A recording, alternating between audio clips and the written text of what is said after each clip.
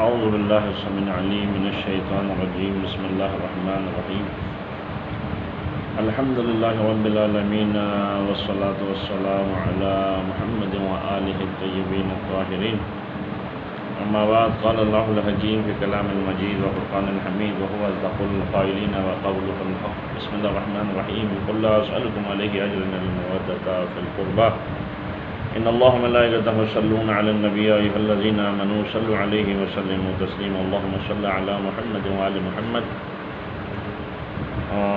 احکام خمس کا دوسرا حصہ گزشتہ گفتگو میں بھی ہم نے مختصراً عرض کیا تھا۔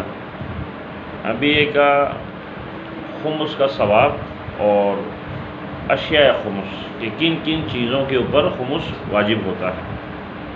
خمس فروع دین اور ضروریات دین میں سے ہیں اور پانچواں حصے کا نام خمس ہے جو محمد وآل محمد علیہ السلام کا حق ہے۔ چونکہ زکوٰۃ صدقہ لوگوں کے میل کچیل ہیں، اس لیے خداوند عالم نے مقدس حضرات کے لیے زکوٰۃ کو پسند نہ فرمایا، بلکہ ان کے واسطے خاص مالوں میں پانچواں حصہ مقرر کیا۔ پر جو ان مالوں سے اس کا معمولی حصہ بھی روکے گا وہ یقیناً ائمہ اہل بیت علیہ السلام کے حق کا غاصب شمار ہوگا، غاصب قرار پائے گا اور ظالم گردانا جائے گا۔ یہ خدائے بزرگ و برتر کی بڑی رحمت ہے کہ اس نے اولاد رسول اور سادات عالی درجات کے لیے ایسا حق قرار دیا تاکہ وہ فاقہ کشی سے محفوظ رہیں۔ لیکن افسوس ہے کہ ان لوگوں پر جو خمس دینے میں کوتاہی کرتے ہیں اور اولاد رسول کا بھوکا رہنا ان کو گوارا ہے۔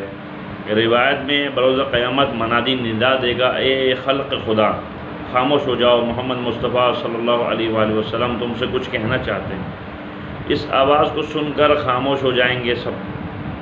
اس وقت رسول خدا صلی اللہ علیہ وآلہ وسلم ارشاد فرمائیں گے، تم میں سے جس نے مجھ پر احسان کیا ہو وہ کھڑا ہو جائے تاکہ اس کا احسان میں آج اس شخص کو بدلا دوں۔ لوگ عرض کریں گے، یا رسول اللہ صلی اللہ علیہ وسلم ہمارا آپ پر کیا احسان ہو سکتا ہے؟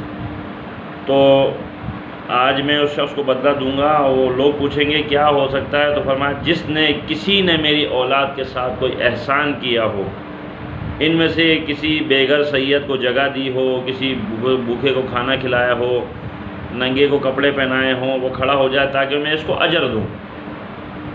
بس جن لوگوں نے ایسا کیا ہوگا کھڑے ہو جائیں گے۔ خداوند عالم کی جانب سے رسول خدا صلی اللہ علیہ وآلہ وسلم کو خطاب ہوگا کہ ان کی جزا تمہارے اختیار میں ہیں۔ بس آن حضرت صلی اللہ علیہ وآلہ وسلم ان لوگوں کو ایسے درجے پر پہنچائیں گے جو آپ کے مکانوں میں سے ہوں گے۔ لہٰذا جہاں تک ہو سکے سادات کا احترام و اکرام لازم ہے اور ان کے اس حق کو ضائع نہیں کرنا چاہیے۔ اشیاء خمس جو ہے 7 ہیں، 7 چیزوں کے اوپر جو ہے خمس نکالنا واجب ہے۔ اول، لوٹ کا مال جو کافروں سے جہاد میں آئے، مثلا مال غنیمت، بشرطے کہ جنگ امام کے اذن سے ہو، یعنی اپنی منشا و مرضی سے ہمارے ہاں نہیں ہوتا یہ تمام کام۔ دوسرا، معدنیات، یعنی وہ چیز جو کان سے نکالی جائے جیسے سونا، چاندی، یاقوت، فیروزہ، نمک وغیرہ۔ یہ ہے کہ کوئی معدن اس کی ملک میں نکلا ہے یا کسی معدن سے ان چیزوں کو لائے، لیکن اگر یہ معدنی چیزیں اس کے پاس خریدیں یا کسی دوسرے ذریعے سے آئی ہوں تو ان میں خمس نہیں ہے۔ تیسرا، خزانہ جو کہیں سے نکل آئے، خواہ جو جواہر ہوں، سونا چاندی ہوں۔ چوتھے، جو چیزیں دریا اور سمندر سے غوطہ لگا کے نکالتے ہیں جیسے مونگا، موتی وغیرہ، اور جو بغیر اس کے دریا وغیرہ سے حاصل ہوتا منافع میں داخل ہوگا۔ پانچواں حصہ، جو مال حلال مال حرام میں مل جائے، یعنی مخلوط ہو جائے۔ میرے پاس 1 لاکھ روپے کی رقم تھی لیکن اور بھی پیسے تھے، وہ پیسہ جب اس دوسرے پیسے کے ساتھ شامل ہو گیا تو ان کے اوپر بھی بطریق اولا جو ہے خمس نکالنا واجب ہے۔ اچھا، اور اس کا امتیاز نہ ہو سکے، مثلا آپ موازنہ نہیں کر سکے کہ مال حلال کتنا ہے، مال حرام کتنا ہے۔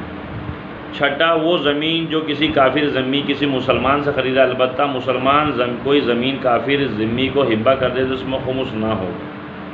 ساتواں، تجارت، صنعت وغیرہ جملہ قسم کے کاروبار سے جو منافع حاصل ہو، سالانہ آمدنی سے خرچ وضع کر کے جو بچے، خواہ خوراک کی قسم سے ہو یا نقد ہو۔ شرائط خمس، معدنیات خزانے میں یہ شرط یہ ہے کہ اس کے حاصل ہونے میں جو مصارف ہوں ان کو وضع کرنے کے بعد جو کچھ بچے اس کی قیمت سونے چاندی کی پہلی نصاب تک پہنچتی ہو، اگرچہ اہود یہ ہے خواہ کتنی ہی تھوڑی مالیت ہو اس میں خمس نکالا جائے گا۔ غواسی یعنی غوطہ لگا کے جو چیزیں نکالی جاتی ہیں ان میں شرط یہ جو کچھ صرف ہوا ہے اس کو وضع کرنے کے بعد قیمت میں مثقال شرعی یعنی 27 رتی سونا 1 دینار کے برابر جو مال حرام کے ساتھ مخلوط ہو جائے، اور اس میں شرط حرام مال کی مقدار اور اس کا مالک دونوں معلوم نہ ہو، پس خمس نکالنے سے یہ مخلوط مال حلال ہو جائے گا۔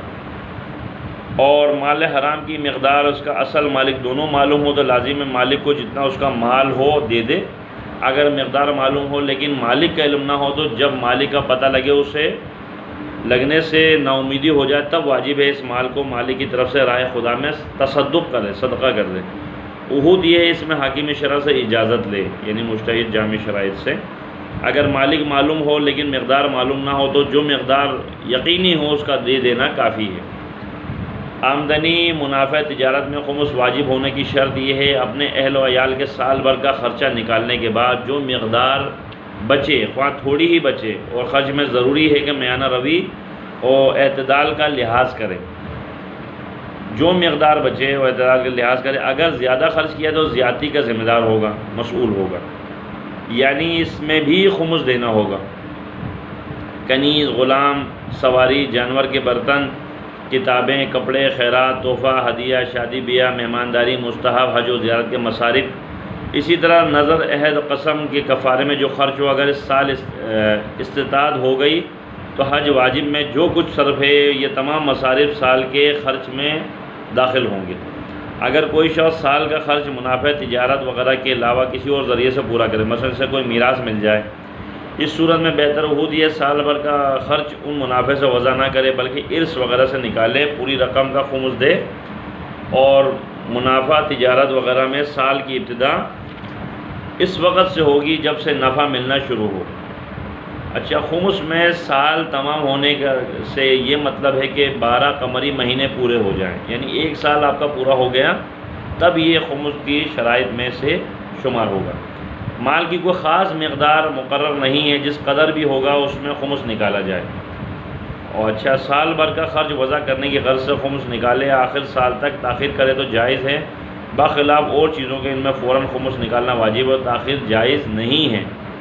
مصرف خمس کے 6 حصے ہوتے ہیں، 3 حصہ جو ہے امام کے اور زمانے کے حضور صاحب عصر و زمان علیہ السلام کے، اور 3 حصے سادات کے، یتیموں، مسکینوں اور پریشان مسافروں کے۔ لیکن شرط یہ ہے کہ وہ مومن اثنا عشری ہوں، لیکن عادل ہونا شرط نہیں ہے۔ ماں باپ یا صرف باپ کی طرف سے سادات بنی ہاشم ہوں، یتیم مسکین سال بھر کا خرچ نہ رکھتے ہوں، نہ ایسا پیشہ جانتے ہوں جس سے خرچ چل سکے۔ مسافر کے متعلق شرط اس شہر میں محتاج ہوں جہاں خمس لے، اگرچہ وہ اپنے شہر میں مالدار ہو، مسافر کو ضرورت سے زیادہ دینا جائز نہیں ہے۔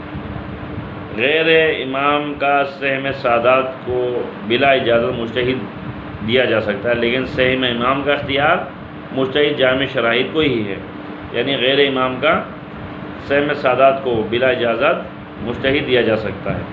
اچھا، مجتہد جامع شرائط کو ہی ہے، پس اگر سہم امام سادات کو بلا اجازت مجتہد دے تو عہود یہ ہے کہ سہم امام دوبارہ نکالیں۔ میں نے پہلے بھی آپ کی گزشتہ پہلے حصے میں بھی میں نے آپ کی خدمت میں عرض کیا تھا کہ خمس کے 2 مصرف ہیں، پہلا مال امام، دوسرا مال سادات۔ مال امام جو ہے آپ کسی کو نہیں دے سکتے، مجتہد جامع شرائط کو یا اس کے وکیل کو دیں گے، اور لیکن جو مال سادات کی بات ہو رہی ہے اس کے متعلق عرض کر رہے ہیں۔ اگر سہم امام مجتہد تک پہنچانا یا پہنچانے کے وقت تک محفوظ رکھنا ممکن نہ ہو تو جائز ہے، اسے یہ یقینی سے یقینی مصرف میں صرف کرنا چاہیے جس میں رضا امام کا پورا ہونا یقین ہو، یعنی کسی ایسے کام میں کہ جو دین کا کام ہو، قوم کا کام ہو، جو فلاحی امور کا کام ہو، یعنی وہ کام جس سے امام کی ذات ہم سے خوش ہو جائے۔ تو میں امید کرتا ہوں کہ یہ دوسرا حصہ اور بیان مصرف خمس جو ہے میں نے آپ کی خدمت میں عرض کیا، تو آپ کی معلومات میں اضافے کے لیے میں نے آپ کی خدمت میں عرض کیا۔ اور بہت سے مومنین سوال کرتے ہیں اور اگر آپ بھی کسی سوال اس موضوع سے متعلق خمس سے متعلق کچھ سوال کرنا چاہتے ہیں تو آپ کمنٹ باکس میں جو ہے اپنا سوال جو ہے لکھ سکتے ہیں اور سوال کر سکتے ہیں، تو آپ کو جواب دے دیا جائے گا۔ دوسری بات یہ ہے کہ ظاہر سی بات ہے کہ یہ جو جتنے بھی مسائل اور احکامات جو ہم بیان کرتے ہیں وہ نیک نیتی کی بنا پہ کرتے ہیں، اگر اس میں کوئی عذر پیش آ جائے یا کوئی غلطی ہو یا کوئی اشتباہ ہو تو آپ کمنٹ کر کے ہمیں رپلائی کر سکتے ہیں، تاکہ پتہ چلے کہ بھئی ہمارے کو بھی نشاندہی ہو جائے۔ تو میں سمجھتا ہوں جو مومنین پروردگار تمام کی توفیقات میں اضافہ کرے، جو ہمارے ساتھ تعاون کرتے رہتے ہیں اور جو ہماری حوصلہ افزائی کرتے رہتے ہیں۔ ہماری اپنی کوشش تو یہی ہے کہ احکام شریعت اور تعلیمات محمد وآل محمد پہ خود بھی عمل کریں اور مومنین تک بھی یہ پیغام پہنچائیں۔ اور اگر آپ اس موضوع سے متعلق یا کسی اور موضوع سے متعلق کوئی سوال کرنا چاہتے ہیں تو آپ کمنٹ باکس میں سوال کر سکتے ہیں۔ تو لہٰذا خدا کی بارگاہ میں دعا گو خداوند عالم ہم سب کو شریعت مطہرہ کی پاسداری اور اس پر عمل کرنے کی توفیق عطا فرما، تعلیمات اہل بیت کو سمجھنے کی، عمل کرنے کی، اس کی نشر و اشاعت کی توفیق عطا فرما۔ پروردگار قلب امام کو ہم سب سے خوش و راضی فرما، امام کے ظہور میں تعجیل فرما، مومنین مومنات کی جان مال عزت آبرو کی حفاظت فرما۔ اور میں امید کرتا ہوں آپ کو یہ ہماری مختصر سی گفتگو جو ہے پسند آئی ہوگی۔ اگر آپ کو ہماری یہ گفتگو پسند آئی ہے تو آپ اس کو جو ہے شیئر کریں، لائک کریں اور سبسکرائب کریں اس چینل کو، تاکہ یہ آپ کو آئندہ بھی اس قسم کی معلومات اور معلوماتی ویڈیوز جو ہے ملتی رہیں۔ والسلام علیکم ورحمۃ اللہ وبرکاتہ۔ ان اللہ وملائکتہ یصلون علی النبی یا ایھا الذین آمنوا صلوا علیہ وسلموا تسلیما۔ اللہم صل علی محمد وآل محمد وعجل